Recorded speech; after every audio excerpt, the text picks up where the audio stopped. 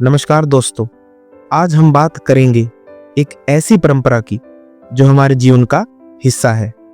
हर साल आश्विन महीने में हम अपने पितरों के लिए श्राद्ध करते हैं। पर क्या यह केवल एक रस्म है? क्या इसके पीछे कोई गहरा रहस्य है? क्या इसका कोई वैज्ञानिक कारण है या यह केवल एक परंपरा है? शास्त्रों, पुराणों और हमारे ऋषियों ने श्राद्ध को जीवन का आधार माना है। आज हम श्राद्ध के उन पहलुओं को जानेंगे जो विज्ञान से लेकर अध्यात्म तक हमारे मन और ऊर्जा से जुड़े हैं, और जो बातें शायद आपने पहले कभी नहीं सुनी हो। शास्त्रों में श्राद्ध की शुरुआत वैदिक युग से मानी जाती है, लेकिन क्या आप जानते हैं कि श्राद्ध शब्द श्रद्धा से बना है, यानी विश्वास और समर्पण।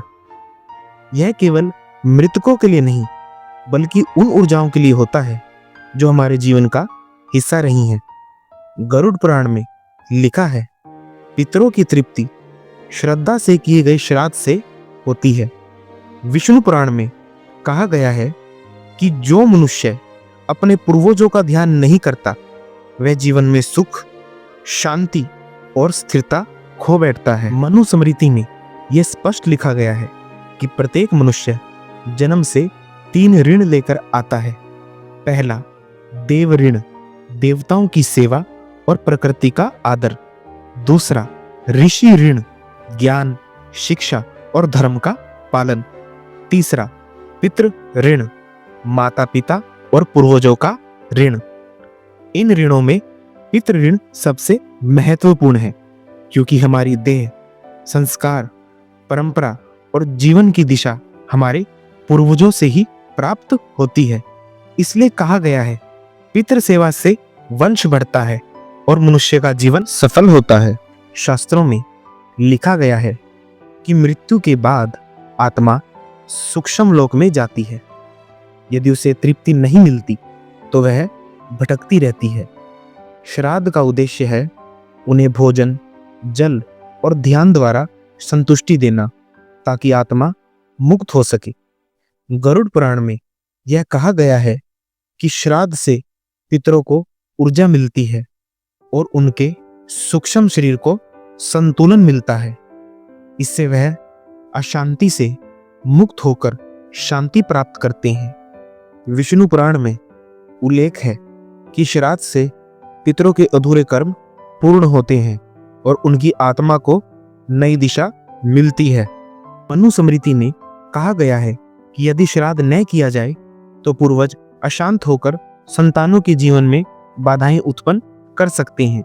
इसलिए श्राद्ध को कर्म शुद्धि का मार्ग बताया गया है।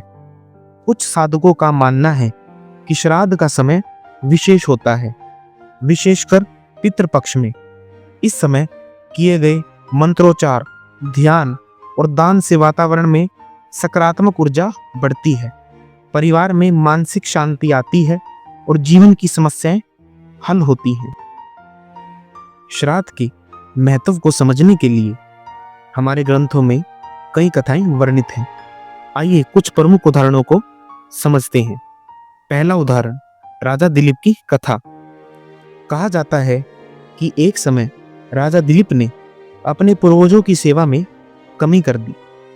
नतीजा यह हुआ कि उनके वंश में दरिद्रता और अशांति फैल गई। तब महर्षि ने उन्हें श्राद्ध का विधान बताया।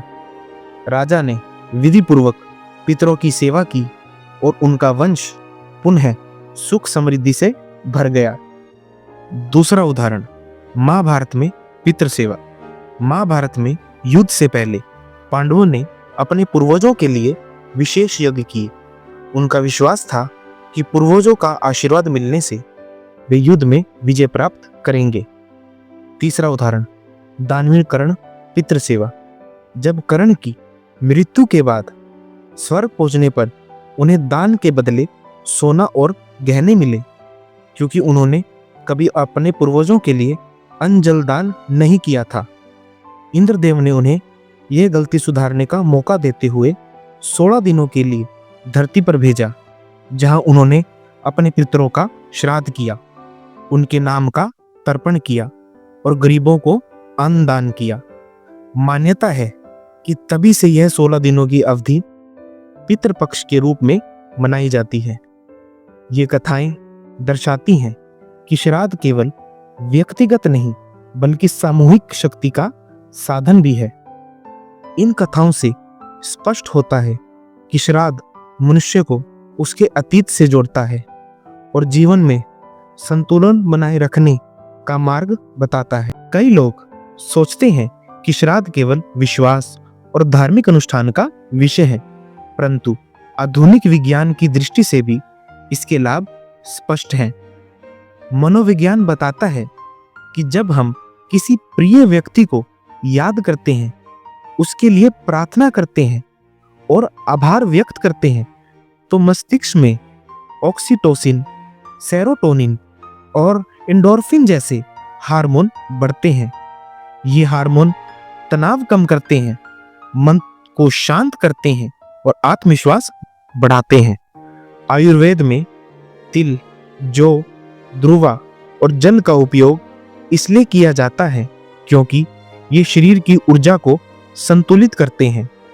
तिल को पवित्र ऊर्जा का वाहक माना गया है, जबकि जौ को शुद्धि का प्रतीक कहा गया है। ध्यान करने और मंत्र बोलने से मस्तिष्क की तरंगें अल्फा और थीटा अवस्था में पहुंचती है, जिससे व्यक्ति गहरे ध्यान और मानसिक शांति का अनुभव करता है। इस प्रकार श्राद्ध न केवल धार्मिक कर्म है बल्कि मानसिक और शारीरिक स्वास्थ्य से भी जुड़ा हुआ है। आज के तनावपूर्ण जीवन में यह प्रक्रिया मन को स्थिर करती है और परिवार में प्रेम सहयोग बढ़ाती है। दोस्तों, श्राद्ध केवल हमारी भारत की परंपरा नहीं है। दुनिया के अन्य हिस्सों में भी पूर्वजों को याद करने की परंपरा है। जहां जापान में ओबोन पर्व मनाया जाता है, उस दिन जापान के लोग अपने पूर्वजों की आत्मा को सम्मान देते हैं। इसी तरह मेक्सिको में डे ऑफ द डेड पर्व बनाकर रंग बिरंगे उत्सव के साथ पूर्वजों को याद करते हैं। वैसे ही चीन में किंग मिंग पर्व पर लोग कब्रों की सफाई कर श्रद्धा अर्पित करते हैं। इससे यह तो पता चलता है कि पूर्वजों को याद करना मानवता का हिस्सा है। हम सब अपने अतीत से जुड़े हैं। दोस्तों, आज के समय में भले ही हम आधुनिक जीवन जी रहे हैं, लेकिन पूर्वजों से जुड़ने का महत्व अभी भी उतना ही है। श्राद्ध केवल एक रस्म नहीं है, यह हमारी जड़ों से जुड़ने का पुल है। यह हमें याद दिलाता है कि हम अकेले नहीं हैं। हमारे पीछे एक पूरा वंश, एक इतिहास और पूर्वजों का आशीर्वाद है। शास्त्रों ने इसे आत्मा की शुद्धि, मन की स्थिरता और परिवार की समृद्धि का मार्ग बताया है। वहीं वैज्ञानिकों ने भी इसे मानसिक शांति और ऊर्जा संतुलन से जोड़ा है। जब हम श्राद्ध करते हैं तो हम न केवल पितरों को श्रद्धा अर्पित करते हैं, बल्कि खुद को भी नई ऊर्जा, विश्वास और दिशा देते हैं। यह परंपरा हमें क्षमा करना, स्वीकार करना और प्रेम से जीना सिखाती है। इसलिए इस बार श्राद्ध करते समय इसे केवल एक रस्म न माने, इसे आत्मा का संवाद बनाएं। अपने परिवार की जड़ों से जुड़िए और जीवन में शांति व सकारात्मकता का संचार कीजिए। आइए मिलकर श्राद्ध को समझें, निभाएं और अपनी आने वाली पीढ़ियों तक इसकी महिमा पहुंचाएं। आपके पितरों का आशीर्वाद ही आपके जीवन की सबसे बड़ी ताकत है। अगर आपको हमारी वीडियो पसंद आई हो तो आप हमारे चैनल को लाइक, सब्सक्राइब और शेयर करें। आप हमारे इंस्टाग्राम और फेसबुक पेज भवम भवानी क्रिएशन को जरूर फॉलो करें और हमें कमेंट करना ना भूलें। आपका प्यार हमारे लिए बहुत जरूरी है।